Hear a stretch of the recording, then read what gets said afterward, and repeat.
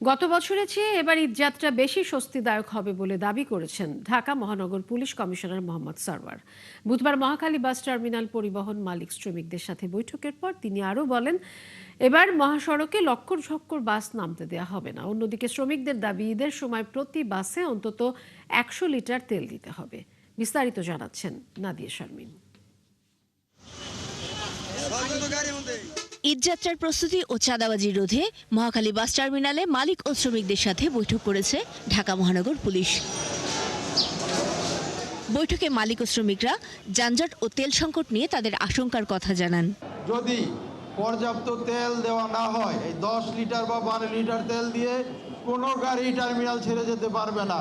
সর্বনিম্ন হলো 100 লিটার তেল প্রতিটি গাড়িতে দিতে হবে। এই অবস্থা যাতে নিরসন হয়ে যায়, সরকারে আসুক, আমরা হস্তক্ষেপ এবং সমাধানের জন্য চেষ্টার আহ্বান জানাচ্ছি।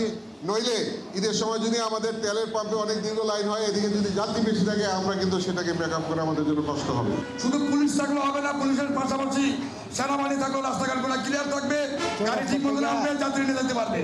শ্রমিক নেতা ও সংসদ সদস্য শামসুর রহমান শিমুল বিশ্বাস বলেন, আগের চেয়েও ভালো ঈদযাত্রার ব্যবস্থা করতে বলেছেন প্রধানমন্ত্রী। অ্যাকশনটা দৃষ্টান্তমূলক যদি হয়, তাৎক্ষণিক হয়, তার একটা সুফল পাওয়া যায়।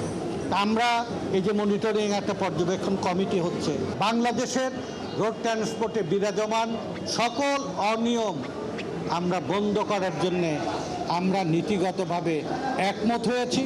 আর ডিএমপি কমিশনার জানান, বাস টার্মিনালে পোশাকধারী ও ট্রাফিক পুলিশের পাশাপাশি থাকবে dog squad, bomb disposal unit ও সোয়াটের নজরদারি। ভাড়ার বিষয়টি মনিটর করার ঘোষণাও দেন তিনি। ইন্টারিম গভর্নমেন্টের সময় আমরা যতটা না সিরিয়াস, আমরা তার চেয়ে বেশি সিরিয়াস এই আগামী ঈদযাত্রা নিরাপত্তা এবং ট্রাফিক জ্যাম কমানোর জন্য। মোবাইল কোর্ট পরিচালনা করবে লক্কর চক্কর বাস যেখানে মেরামত করা হয়। এই হেল্প ডেস্কের এখানে বাসের ভাড়ার তালিকাটা টানিয়ে দিবেন এবং বাসের শিডিউল, কোন বাসটা কখন আসবে, কোনো কারণে কোনো বাস যদি শিডিউল ফেল করে প্যাসেঞ্জারদের জানিয়ে দিবেন। তিনি আরও জানান, যানজট নিরসনে রাস্তার গতিপথ পরিবর্তন করা হতে পারে, একমুখী হতে পারে কিছু রাস্তা। এক ড্রাইভারকে দিয়ে 4-5 ঘন্টার বেশি বাস না চালানো এবং রাস্তার যেখানে সেখানে দাঁড়িয়ে যাত্রী না তোলারও নির্দেশনা দেন ডিএমপি কমিশনার। আমরা গার্মেন্টস সেক্টরকে অনুরোধ করছি যে ধাপে ধাপে তারা যাতে ছুটি দেয়। এবার রাস্তায় যাত্রীদের নিরাপত্তা ও যানজট নিরসনে 6টি সংস্থা একসাথে কাজ করছে বলেও জানান তিনি। নাদিয়া শারমিন, 71, ঢাকা।